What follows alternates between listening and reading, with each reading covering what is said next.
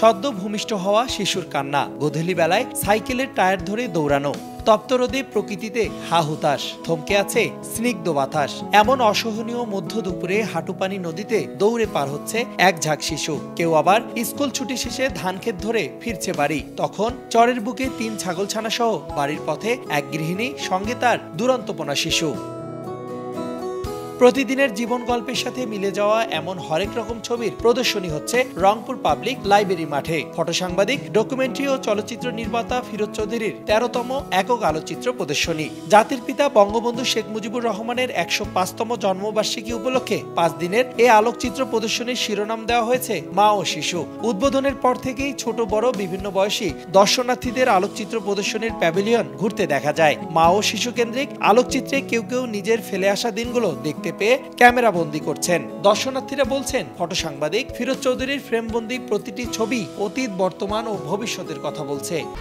১, ২, ৩ ঢাকায় জমি জিতে নিন ১০০% ক্যাশব্যাক সহ ২০ কোটি টাকার পুরস্কার।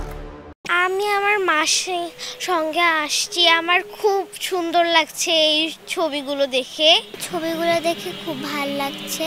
সবগুলোর মধ্যেই আমাদের যে শহুরে যান্ত্রিকতা, তার বাইরে যে আমাদের গ্রামীণ পরিবেশ এবং সেই গ্রামীণ পরিবেশের যে প্রতিদিনের যে দুরন্তপনা, সেই প্রতিদিনের যে কার্যক্রম এবং আমাদের নারী এবং শিশুর, সেটি স্পষ্টত ফুটে উঠেছে। এখানে একটা হাসি, নির্মল একটা হাসির ব্যাপার ছিল।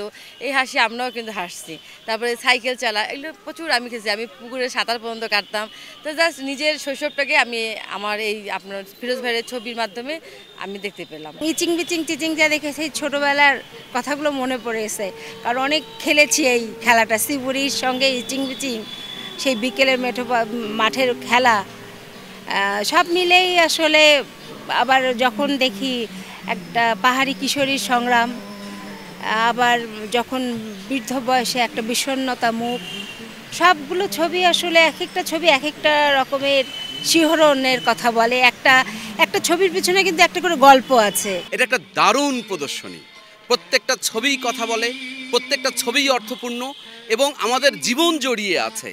তিনি যে বহুমাত্রিক বিষয়ের অবতারণা করেছেন, যেমন ছবিও আলাদা আলাদা, বিষয়ও যেন আলাদা আলাদা।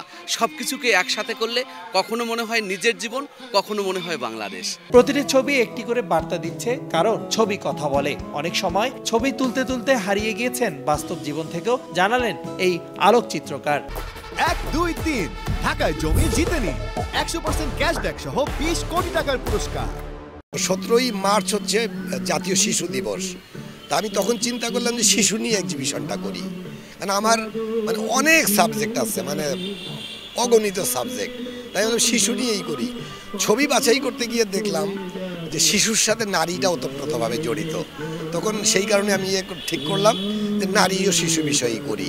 প্রায় এক যুগে মা ও শিশুর জীবন গল্পময় ১২৬টি ফ্রেমবন্দি বিভিন্ন রকম ছবি প্রদর্শনীতে রাখা হয়েছে। ৫ দিনের এই আলোকচিত্র প্রদর্শনী শেষ হবে ২১ এপ্রিল। রেদওয়ান হিমেল, সময় সংবাদ, রংপুর।